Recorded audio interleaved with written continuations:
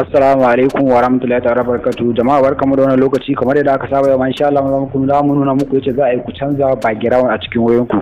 Alal misali wannan shine application din da muka dama wannan application din tuntuni mun ga muku dama mun ce mun yi ainihin video din sa inda za ku je ku same shi. To yanzu alal misali wannan shine application din da zaka canza background din. To an ka shiga nan ainihin wato hoto sai ka zabo yanzu ina so in yi amfani da hoton Hamisu Breaker, ina so in canza mai background. Yanzu idan kun lura a hoton bara ya bude, kun ga dai hoton yanzu gashi bayan sa duk hadari ne da kuma dai dan duhu haka. Alal misali ina so in canza wannan hoton background, to zan danna nan guraren wannan effect din sai in danna dan nan guraren gefe domin na canza ainihin background din.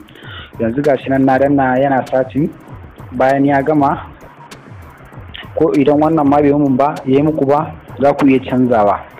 Wajen canza background din yana da yawa. Alal misali ba wai ɗaya bane ba kuma biyu bane ba, kana da buƙatar ka canza background din to yana da yawa a guraren. Yanzu alal misali gashi nan har ya coat din hoton ya fitar da shi, ina da buƙatar zan sa baki to ina idan na baki ko duk kala da nake so gashi nan zan zaɓi duk background din da nake so a nan guraren.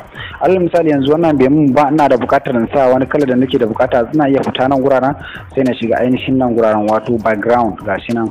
Yanzu zanna wannan background din zai cire nashi ne gaba ɗaya ko zai wani iya hoton da nake da buƙata sai na shiga ainihin hoton domin na can sa background din na wani kankin kaina wanda nake da buƙatar in sa a guraren. In kun lura wancan baya na baya nasu ne wanda suka bani domin na sa, amma yanzu nan guraren shine bambancin zan ɗauko na daga cikin foto sai in sa wato ainihin background din nake da buƙata bayan hoton yayi cut shine zan ɗauko na sa. Amma a can idan kun lura nasu ne application din nasu na kankin kansu shi suka ɗauko suka bani domin na yi amfani da shi. Kaga babu damar na ɗauko nawa na sa a guraren, dole sai dai na yi amfani da nasu. Amma shi kuma bambancin wannan a guraren shine zan ɗauko nawa daga cikin profile sai na danna sai na amfani da shi domin na samu sauki wato ko kuma na sa ra'ayin kaina kenan. Yanzu kun lura gashi nan yayi cut din hoton sai na danna nan guraren sai na dauko ainihin wato wannan background din nake da bukatar na sa. To gashi nan idan kun lura kun ga wata Hamisu Breaker gashi nan. Alal misali yanzu haka na canza mai background ina da yanzu alal misali na gama abin da zan yi sai na yi saving din sa nan guraren. Gashi ne na saving.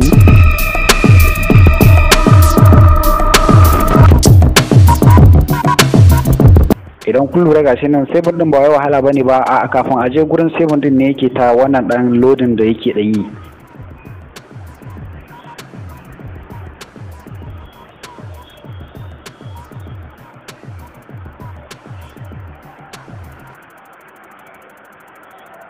To yanzu gashi nan yayi, na shiga wajen saving din gashi nan yana ta yi yanzu ya daga 50 zai je 95. Wato da Allah wannan ita ce channel ɗinmu. Ga masu bukata za su yi danna mana subscribe domin samun ƙarin bidiyoyin mu nan gaba idan mun dora. Da kun danna alamar subscribe da mun dora bidiyoyin mu za a sanar da ku insha Allah domin ku kalli bidiyoyin. Mun gode da wannan lokaci da kuka ba mu, sai anjima.